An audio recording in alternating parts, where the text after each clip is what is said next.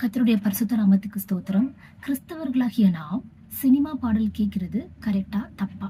நம்ம அப்படியே கொஞ்சம் மாத்தி இப்படி வருவோம். கிறிஸ்தவர்களாகிய நாம் ஏசப்பா பாடலை கேட்கறது கரெக்டா தப்பா? நீங்க கேட்கலாம்.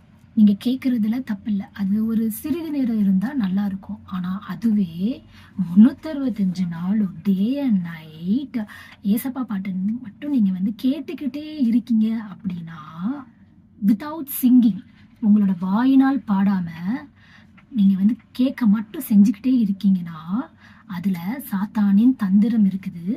அதுல நீங்க கொஞ்சம் மாத்திக்கொள்ள வேண்டியதும் இருக்கிறது. உங்க காதுனால பாட்டை கேட்குறீங்க ஒண்ணு, உங்க வாயினால பாடுறீங்க ஒண்ணு. இந்த ரெண்டுலயும் எது பெஸ்ட் அப்படின்னு நீங்க பாத்தீங்கன்னா, நீங்க வாயினால் கர்த்தரை துதிக்கிறதுல தான் உண்மையான மகிமை விளங்க போகுது. இஃப் யூ டேக் மீ, நம்ம ஏசப்பா பாட்டு தானே கேட்கும் அப்படின்னு சொல்லிட்டு நான் எங்கே போனாலும், ஊருக்கு போனாலும் சரி, இல்லை நம்ம ஷார்ட்டாக ஆஃபீஸ்க்கு போகிற நம்ம எல்லா அந்த குட்டி குட்டி ஜேர்னிலையும் சரி, இல்லை நைட்டு நான் படுக்கும் போச்சுலையும் சரி, அண்ட் வாக்கிங் போகும்போச்சுலையும் சரி, எப்பவும் என் காதில் ஹெட்செட் இருந்துக்கிட்டே இருக்கும். So like almost like 10 years kind of thing was addicted hearing to god's song, not like singing songs. God songs கேட்குறதுலையே I was addicted to it. Okay, but எது பெஸ்ட் அப்படின்னு நீங்க கேட்டீங்கன்னா, பரிசுத்த வேதாகமம் என்ன சொல்லுதுன்னு நம்ம பார்ப்போம்.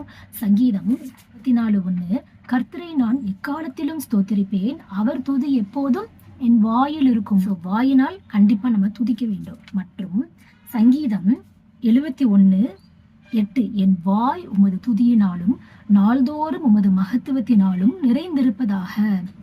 ஸோ நம்மளோட வாய் துதியினால் நிறைந்திருக்கணும். ஓகே, ஒருவேளை நீங்க கிச்சன்ல நீங்க வேலை செஞ்சுட்டு இருக்கும் போச்சுல, ஒரு ஹால் என்ன செஞ்சிருவீங்க, நீங்க பாட்டு போட்டு விட்டுட்டு நீங்க பேசாம உங்க வேலையை செஞ்சுட்டே இருப்பீங்க. ஆனா அப்படி கேட்கறத விட நீங்க இதை செஞ்சு பாருங்க.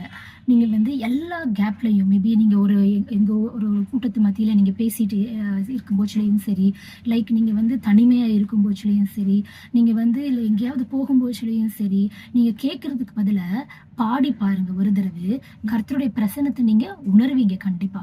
நீங்க இன்னொரு வசனம் நம்ம பார்க்கலாம். சங்கீதம் 109:30, கர்த்தரை நான் என் வாயினால் மிகவும் துதித்து அநேகர் நடுவிலே அவரை புகழுவேன்.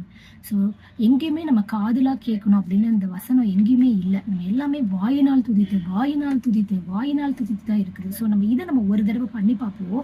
கர்த்தருடைய பரிசுத்தத்தை நம்ம உணர்வோம், அவருடைய பிரசனத்தை நம்ம உணர்வோம், மற்றும் உங்களுக்கு ஒரு பலன் கிடைக்கும். நீங்கள் அதையும் நீங்கள் உணர்வீங்க.